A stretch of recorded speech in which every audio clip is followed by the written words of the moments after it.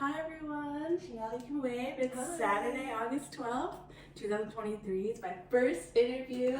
I'm so excited. Thank you for being here. Of course. And I wanted to pretty much introduce one of my best friends. I've known her since we were 15, 16 years old. Yeah, you've been one of my closest friends since we were 15. Yeah, we met in Spanish class and it's been history ever since, pretty much. And she's had such a big impact on my life. She's been there through like the ups and the downs and vice versa, and like I've just seen you gone through such like transformation, especially in the last couple of years, and I'm just like blown away by like what's happening.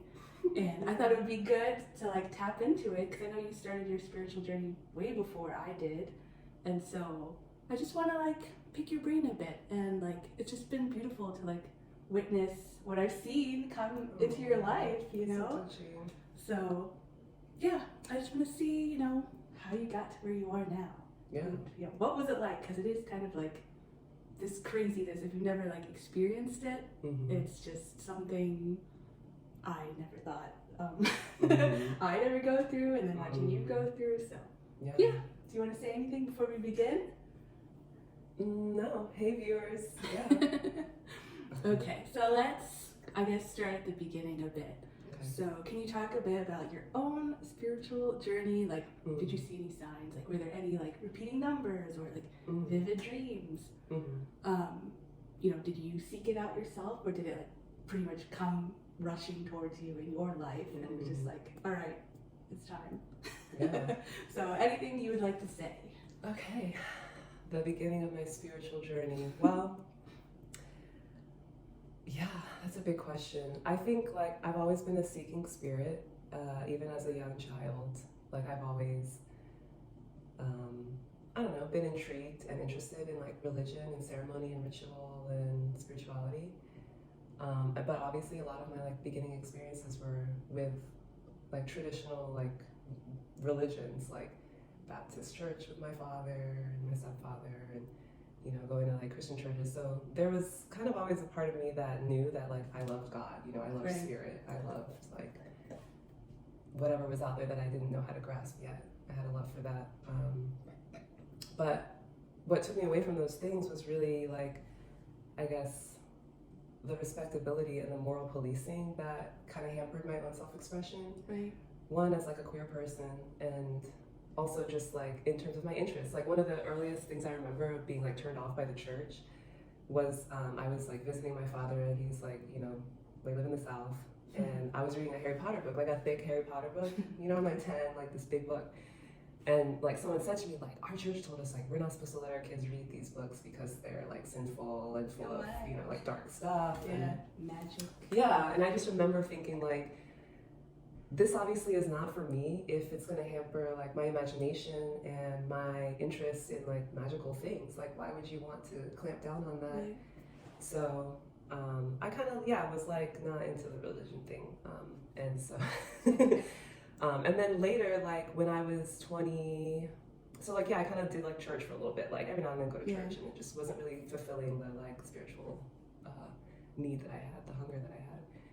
And then later when I was I think I was 28 when I got into Buddhism, and I joined a Buddhist group, the Sokagaya Institute, SGI. It was like a very particular sect of Buddhism where you chant every day in front of a little shrine of like Japanese symbols, and it has a deep meaning in this particular practice. And that kind of like really introduced me to like some more different ways of feeding my spiritual self, and that worked for a little bit, but I again moved away from it because I was turned off by the fact that there was kind of this idolizing of the head of the organization. Like everyone had a picture of him on their altar, and it was like everyone prayed over him, and it just like I didn't like that. I felt like it was a distraction to focus on a figurehead like that and on the business of the organization. So I kind of like drifted away from that again. And I feel like I kind of like kept a little piece of that though. Like I do still sometimes chant, or like sometimes at the end of like yoga or meditation, I might say the phrase, which is Nam Myoho Renge Kyo, and it translates to like I am the lotus or something like that. And that really is just like wanting to work on my throat chakra expression or something, you know, like I just like kept a little piece of that practice with me. And then when, like at the same time that I was doing the Buddhism, I started getting like into tarot cards, and you know, like Kelsey like gifted me some tarot cards for Christmas. That's true. Like Miss Cleo's tarot, and like I still have those cards. And I feel like you've always been to like astrology also. Always been into astrology. Yeah, I mean, I got the tattoo of the Scorpio symbol on my wrist when I was like 19 years old. You know, like before I was even into astrology the way that I am now, which is like I like frequently review my entire birth chart, not just my sun sign. Right. But yeah, I've always been like into astrology and like just like into these kind of like esoteric like things, you know, like that interest me. And yeah, so at some point I had a really rough breakup, and I like was realizing I was really spiritually starved, and like things were kind of like falling apart in my life in a way that was scary for me. Like I like a relationship kind of fell apart, and I was losing my job. I was getting laid off from my job, and I was losing my low income home, like all within the same few weeks. This was like all peeling back off of my life, and like I was freaking out, you know. But it was scary. But I think that I had like faith in myself, and that is like probably one of the most important things on the spiritual journey that I've learned, is like having faith in myself and knowing that I'll be able to make it through. Yeah, not giving up. Yeah, not giving up. And yeah, like when all that stuff fell away from my life, I chose to be celibate for a whole year, not dating, not seeking, just being alone. And I really and I was lonely, and I really challenged myself to not think of it as being lonely, and to think of it as aloneness, and like how can I like be okay when I'm alone and be happy and have fun when I'm alone. And so that's when I started seeking more spiritual things for myself. Tarot cards, meditating every day. I got into like the yoni egg, and was like trying to heal my relationship karma and my sexual karma, and healing my sexual traumas. And as all of that was unfolding, I kind of was quiet for a while. Like I wasn't really going out a lot. I was really kind of focused inward. And then, you know, after a couple of years, a lot of things changed again in my life in a really positive way. And I think it was absolutely because of all of the spiritual work that I did with myself. Yeah, you did a lot actually. Like looking back on it now, my God, I remember like those times and times, but yeah, and I was sharing it with my friends, with like the understanding that some of the things I was doing or talking about were kind of kooky and like kind of woo woo, and like, you know, kind of like it was all foreign to us. Yeah, at least to me, I was like, okay, sure, but I'm happy for you and I support you. Yeah, I was taking chances with myself instead of with like other people or other institutions, and like it paid off for me. So yeah, that was the beginning. That's awesome. Thanks for sharing. And okay, like was there like a moment where you're like, okay, this is like different? Especially I think when things start to fall apart, where you're like, is there like some hidden meaning behind it all, or like did you have any like kind of moment like that where you're like, all right, this is different, like pivotal point in my life where I could like make one choice or the other, or like I guess did you do anything about it? Like you mentioned a few things, but like did you do any like tarot readings from those things kind of falling apart, or like Reiki, or any kind of outside sources? It's like hard for me to remember now, like because so much has happened. I've done so many readings now, you know. But it's hard. Like you asked about like angel numbers, and I'm trying to remember. Like I can't remember like what some of those early signs and symbols were for me. But was there a moment where I know? Let me think for a second.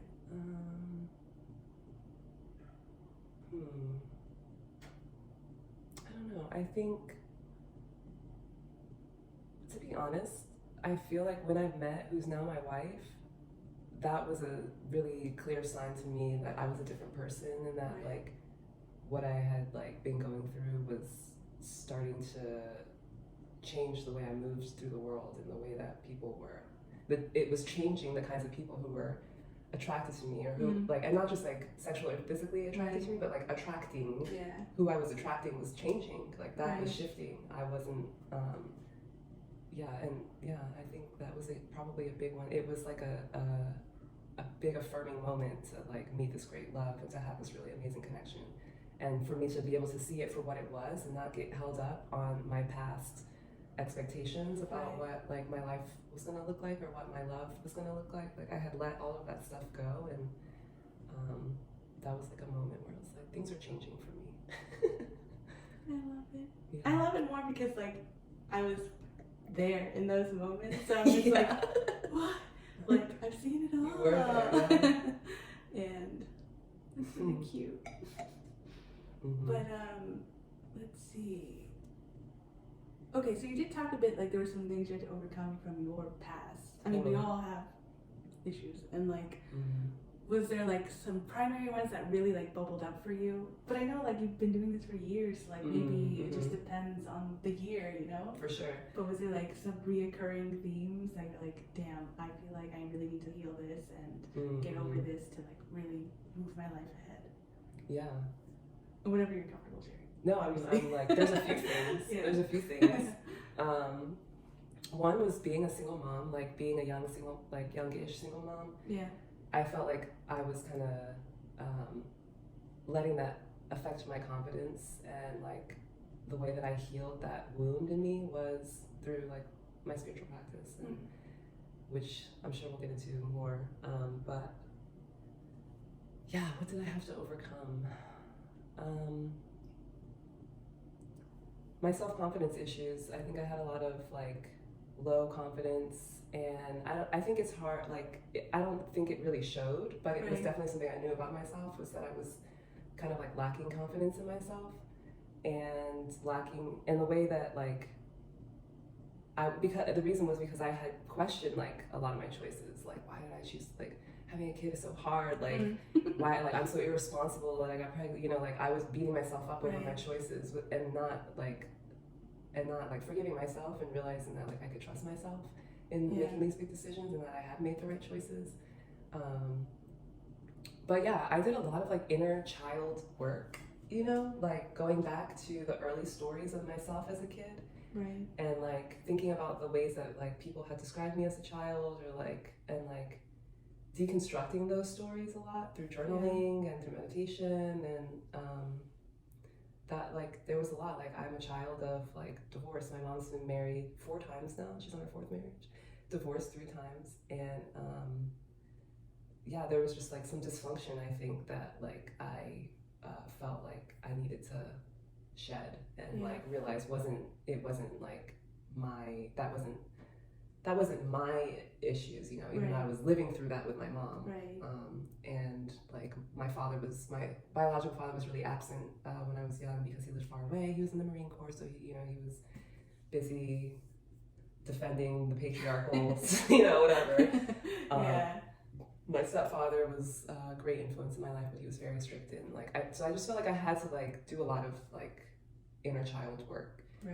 Did you ever feel like though you were the reason why they divorced, or you just were kind of there in the kind of messy? I just feel like I was just along for my parents' ride. You know, I was just being dragged along for their, you know, and like that's how it is when you're a kid. You know, like you are just along for the ride with your parents for a while, and then like that's another thing was like my spiritual journey. I guess I could say like it really began when I left my mom's. I like got my own place. I was 27, 28, and I like finally had my own place, and I was on my own, and so then I had this free time to like heal like what had been going on, all the dysfunction that had been kind of happening in my youth and in my teenage years and my early 20s. And so living alone, dude, everything kind of appears. It does. You really are confronted with yourself. You know, and like there's like shadows that you don't want to look at about yourself. And so I did, like all those like words like shadow work and inner child work, like I like was deep in that when I was alone. And like I guess I still am, like it's cyclical, you know, like it's still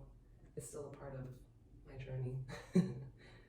But that makes sense actually, because it wasn't until I moved here when I was like on my own where like I was like, okay, I keep like repeating the same old stories from the past, or like I get really triggered if I see something on like social media, and then like I have the space and like ability to think like, well, why did that really bother me so much?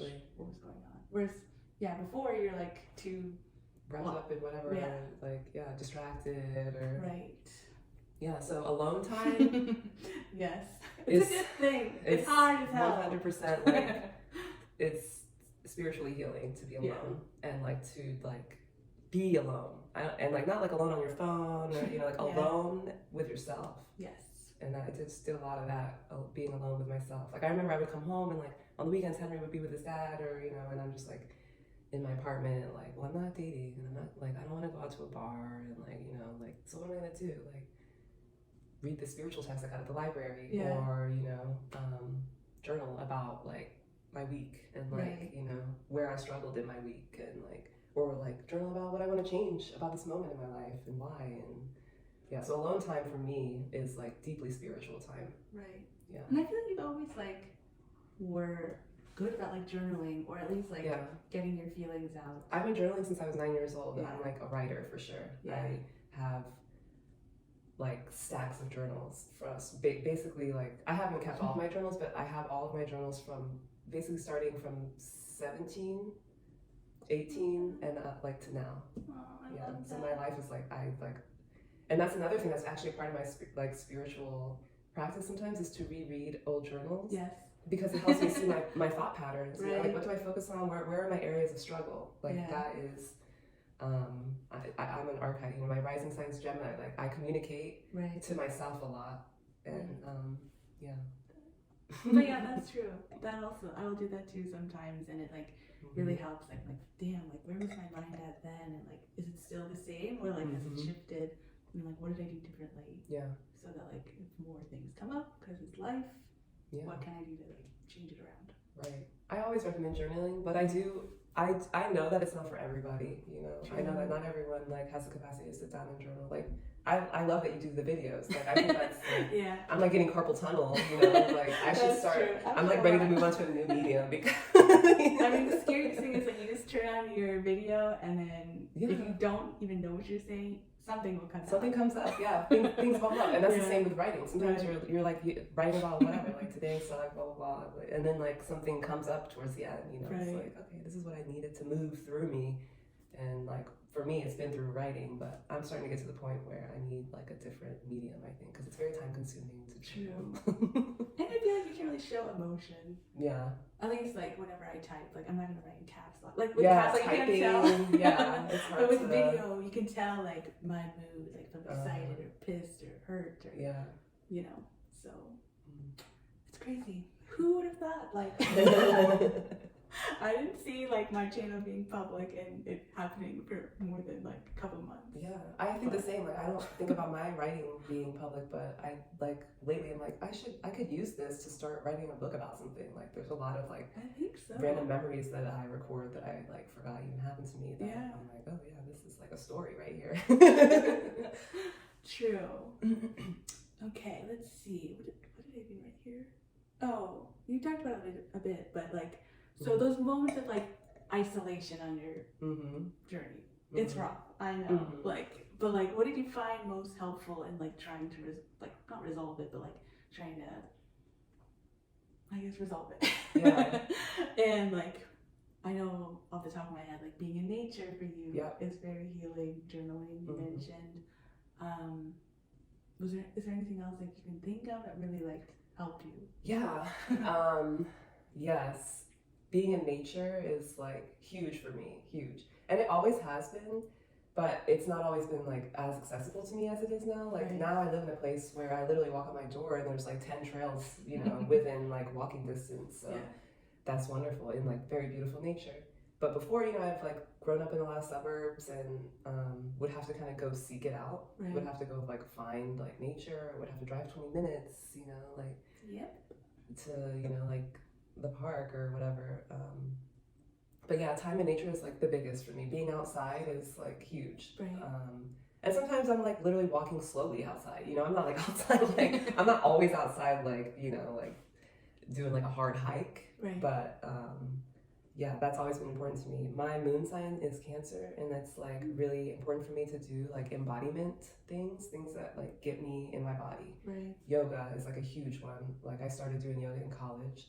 and I basically like haven't stopped. Like I continuously like love to do yoga. I just like embodiment practices, dancing. Sometimes I would get home from work and just put on music loud and dance around my apartment. You know, like me and Henry would just dance. Like, oh, you that's know, true. Yeah. like that like helps to just like move things out of you. Yeah. You know, booty dancing at home, like all that stuff. For me, is kind of spiritual. Like it helps to get my, I don't know, it helps to release, I guess, change the vibration in my spirit. Like it makes a difference. Yeah. That's true. What else? Journaling is a huge one. Lots of journaling, almost every day, every other day. Do you have like a set time that you do the journaling? Like when you wake up or before you go to sleep or just whenever? I usually do like to write in the morning. Okay. But I'm also like kind of a night owl sometimes, and like if I'm having trouble sleeping, I'll journal. So really, it's like any time of the day for me, I'll write. Yeah, those are the main ones: embodiment practices and journaling and dancing, and yeah. Love it. Okay, what the hell did I say? So I prep some questions.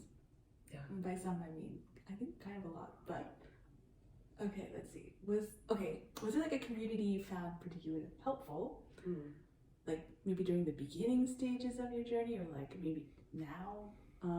So like if you didn't have a community, I guess, did you wish there was one that was available to you? And like, what do you think would have helped you? Like, did you invest money or time to like a program? Because there's like tons of stuff out now. I don't know about a couple of years back, but. Yeah. I do wish like that I had more of a spiritual community. Yes. It like, yeah. It's rough. Yeah, it is.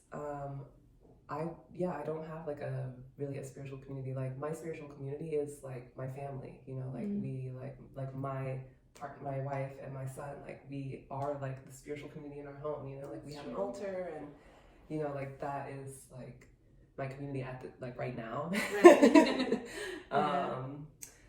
But I have definitely used social media as like my means of community, of like building my own community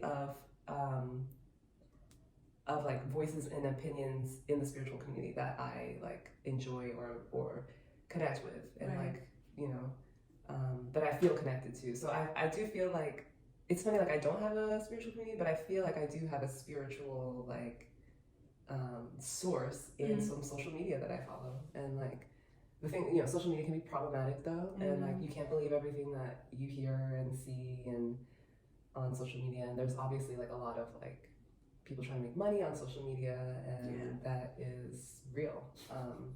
In terms of investing in like my spiritualism though, yes, I have signed up for some things online. Like I follow this one woman, her name is Aislinn, and she did a course. Her Instagram is like Abundance Witch or something like that, and she did this course. I literally followed. I'm also like big on research and like researching like the person. And basically my research of her was like I followed her for like 2 or 3 years before I signed up for any of her courses. Just like watching what she says and like watching like the consistency of what she says and the consistency of her presence and of her offerings to the public. And yeah, I got to a point where I was like, I really enjoy what she's saying. I want to hear more. So I paid for a course that she did. It was called Orgasmic Manifestation. And it was like $300 or something at the time, maybe a little bit more. And it was like a few weeks long, like once a week we would meet with like a group of women online. And she offered all of this like really amazing insight and input about spirituality and about manifestation and about like, like the power of like orgasm. And to me, I was like, what? You know, like, yeah, that's true. That's wild. Like, what do you mean? Like, you know, so yeah, I took her course and it blew my mind open. Like she definitely opened up a lot for me. And I would recommend like signing up for something with someone that you feel like you could trust, you know, because it's a very intimate and vulnerable space to be in when you're like, when you're examining your innards in the way that she had us doing with her programs, you know, like really examining like your inner desires and like how to use an orgasm to manifest the things that you want to see happen in your life. And I'll tell you, it works. Like, it for sure works. Yeah. Yeah, so that's like another spiritual practice I haven't even mentioned is like self-pleasure. That's a huge one. Like it has been a huge one for me personally. Right. I mean, I'm also a Scorpio, so like there's all the stereotypes about Scorpio and like sexuality. Like I think have been like a part of my journey and my spiritual self-expression. Okay, I might have to look at that later. But also one more thing about community. I have also signed up or like attended a couple of like Black spiritual like community gatherings. I've done like 2 of those. I did one in Santa Fe and I did one in DC like right before I left. And it was like both times it was like a group of Black women and it was like a spiritual like sharing moment. Like usually there's some kind of like meditation or like we like set up an altar together. In both circumstances, 2 different like groups completely, 2 different experiences. Both times there were a lot of similarities. One was like we set up an altar together, everyone contributes something, a picture of a family member, a crystal or a candle or whatever on the altar, and there's usually like a meditation or some kind of prayer and like a circle.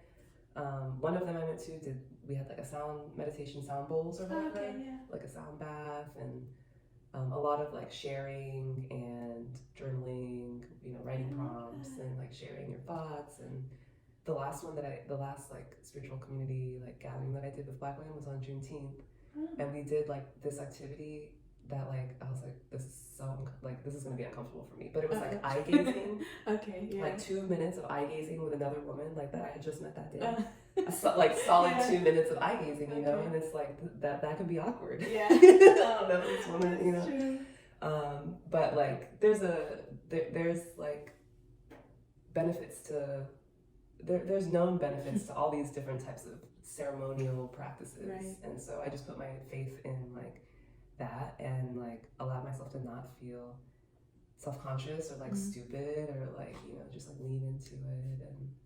And so yeah, like that's also like been a little bit of like putting my toe into like spiritual community is like through those activities that I did. And also like podcasts. I used to listen to this one podcast, a little Juju podcast. Yes, you mentioned. And yeah, she talks a lot about Black spirituality and like Black witchcraft and like all types of interesting historical stuff around Black spirituality. And like again, like I feel like I've like curated like these spiritual voices in my peripheral that have really like helped guide me. And it's really through like finding like what feels right for me, and like because inside, the way I knew when I was a little kid and someone told me I couldn't read Harry Potter because the church said so.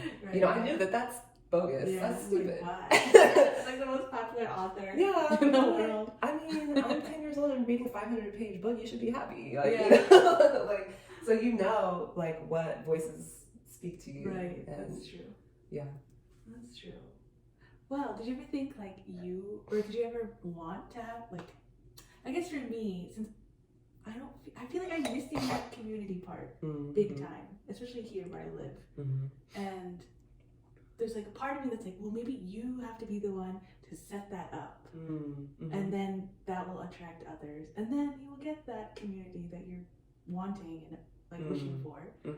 But it's a bit daunting. But did that ever cross your mind at one point that like you should be the one to like put it all together? No, it hasn't. And like, I think I struggle with, and this is like definitely, this shows up in my birth chart. It's something I've seen. And like, I kind of struggle with like,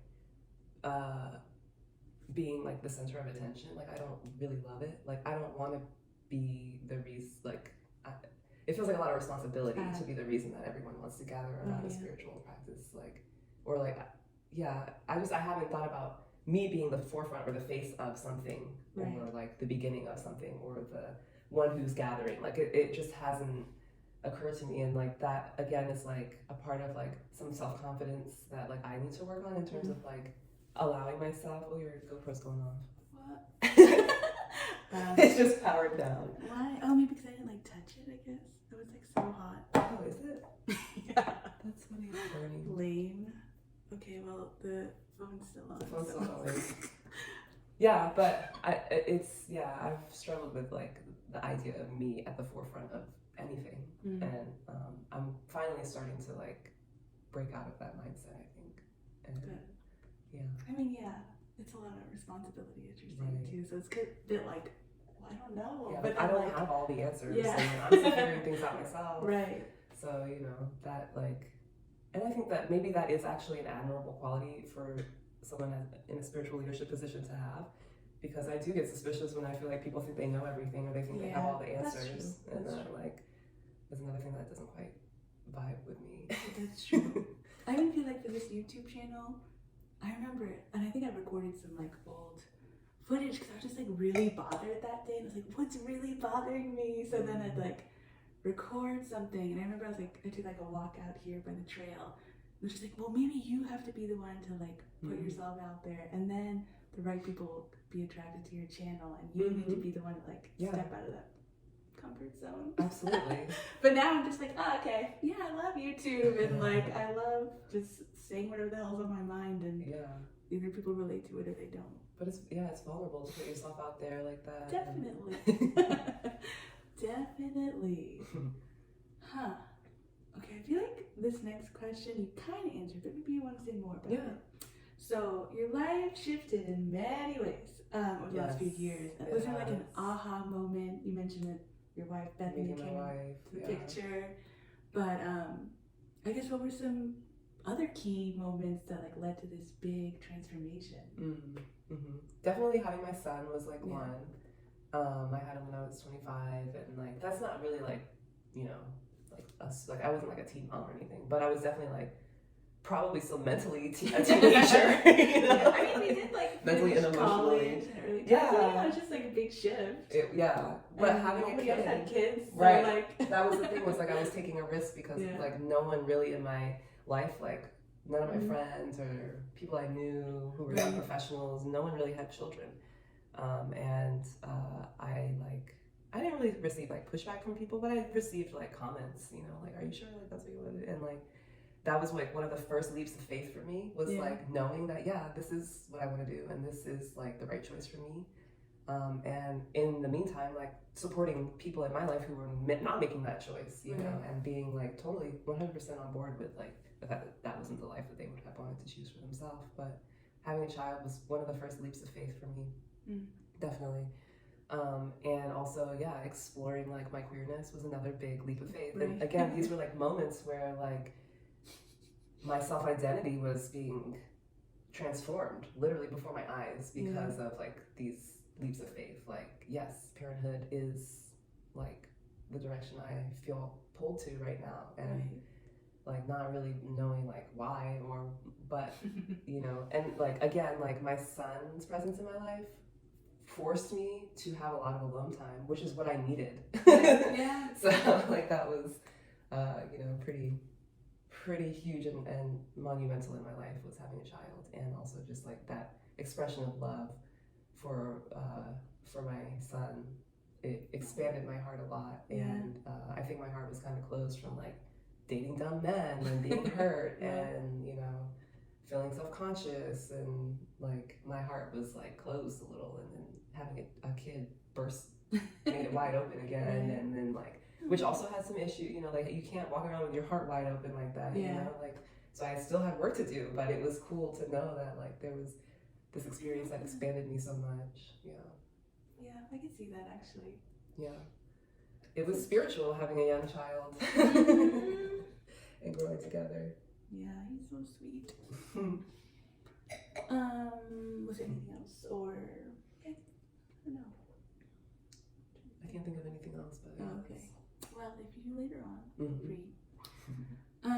Okay, question 7.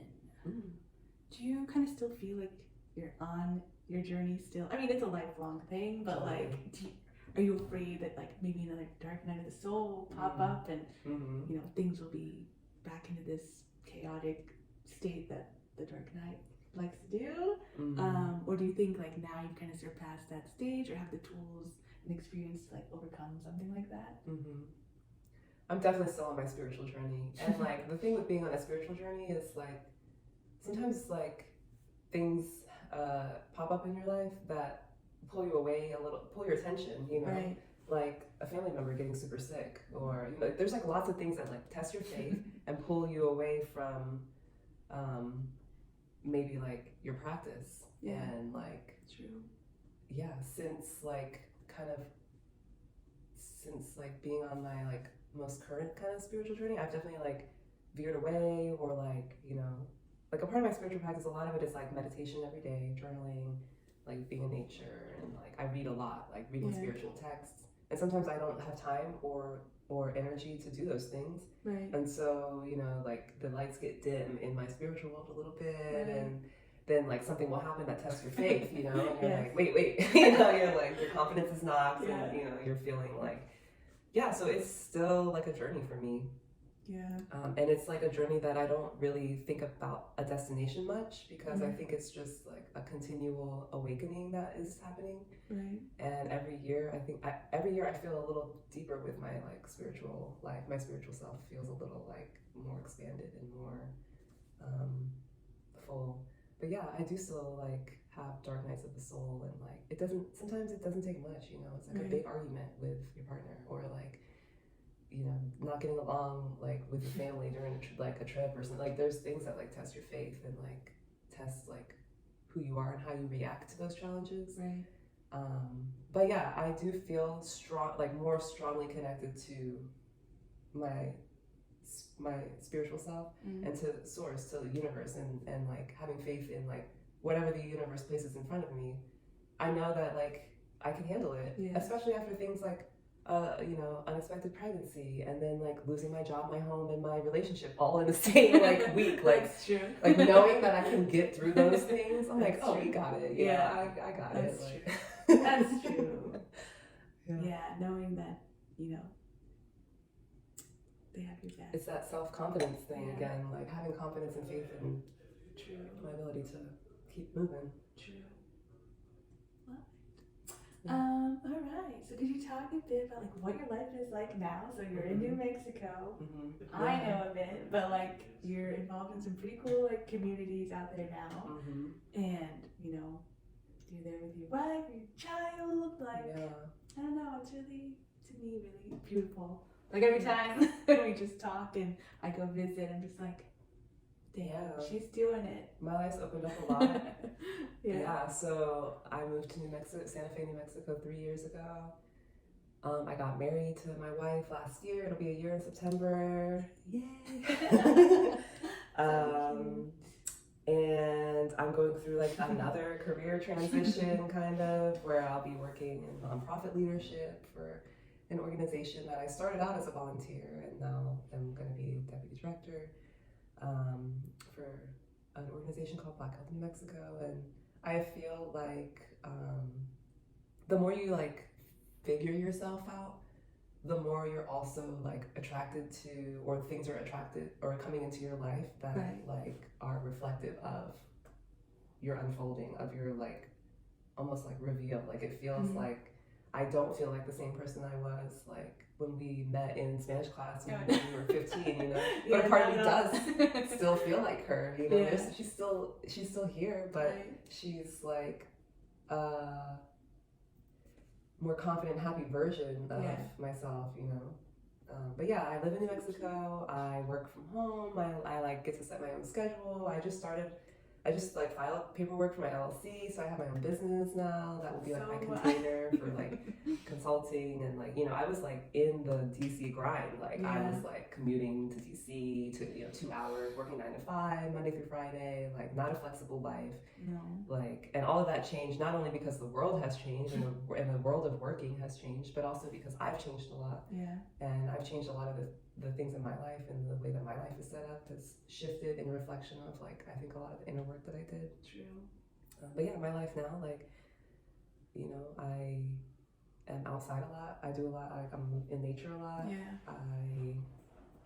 I have a more flexible work schedule. I'm working in an industry that like I actually care about. It's like around Black maternal health. So like I'm like feeding like myself through in all parts of my life, not just like at home spiritually, like with myself, but like in my work and in my relationship and in my friendships and my community. Like it's all like aligning more with who I knew that I was like as a spiritual being. Yeah. So yeah, it's just a bigger reflection of me now. True. And I feel like you're really good with like figuring out like what you like and what you don't like, and then like you stick to it and you just like make adjustments. Yeah.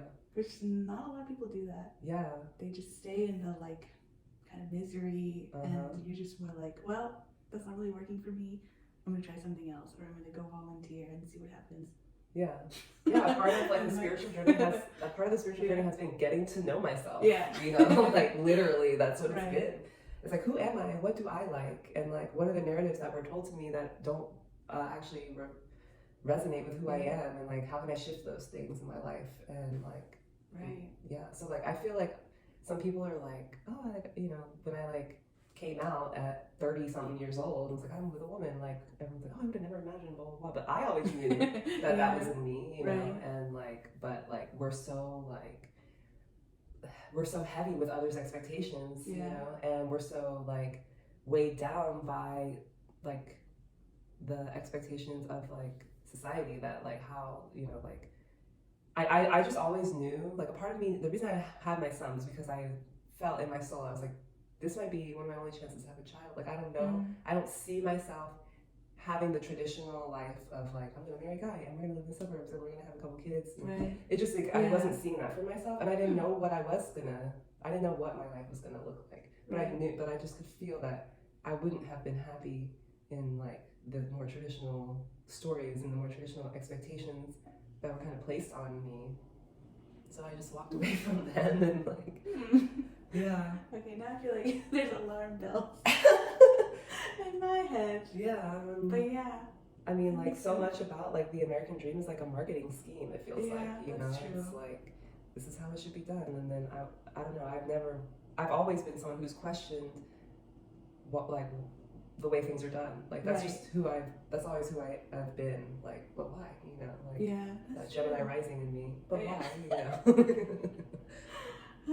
That's true. Oh man. Okay. Shoot, this is getting long. Okay, so I guess what do you wish for others that may be on a spiritual journey, may not be, but like, you know, what would you like them to know? I guess that don't focus on the destination. You know, like there's like twists and turns, and like, you know, your spiritual journey may not look like what you thought it was going to be. Yeah. For me, I thought it'd be like 1 year. I'm like, all right, I got this. And I was like, no. You're like, okay, I'm all healed up now. I'm good. Let me talk about the spiritual stuff anymore.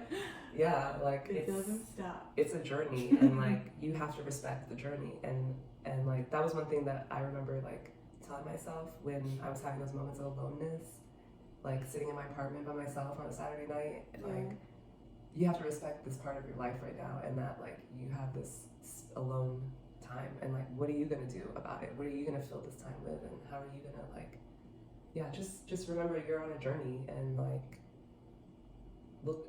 look around, and you know, like be aware of like where you are in your life. Be real with yourself about where you are in your journey, and like have faith in your intuition is a big one. Like what else? And like, don't be discouraged when the journey gets bumpy or scary or awkward or whatever. Just like, it's not gonna be smooth sailing. No. Some things are gonna come up about your life and about your past that are gonna be painful, and like, it's a part of the healing process to unravel the roots of, you know, your life and your experiences. And just do your research. You know, there's a lot of scammers and a lot of scammers online that will take your money and tell you whatever you may want to hear, you know. So do your research, like look people up, look up the things that they're saying. I am a huge reader. I buy lots of books and read lots of books that I also love to study like I like to study psychology and philosophy in tandem with my spirituality, because spirituality can sometimes be a little woo-woo, like floating, you know? Like, yeah, that's true. So do your research. And have faith in yourself. Yes, for sure. Well said. Yeah. And practice. It's a practice, spiritual practice. True. do something every day that's ceremonial to you, even if it's as simple as lighting a candle and like saying a quick prayer to yourself and blowing it out and going out for the day. Like, it's a practice. Do a little bit every day to feed your spiritual self. Yeah, that's true. Yeah. Love it. Okay, any last words before we close out? I guess not, no. Thanks, Chanel. This was great. Yeah. I mean, I'm really happy to have interviewed you, and like, it was beautiful. Yeah. Loved it. Oh, good. Thanks for being here. Of course, I'm so happy to be here. I'm so happy that like you're on like your spiritual journey, and it's had like a huge impact on you, and like I can see it. And, For sure. Like it's just very powerful to see somebody like blooming, you know. Yeah. Yeah, man. Yeah. Anyway.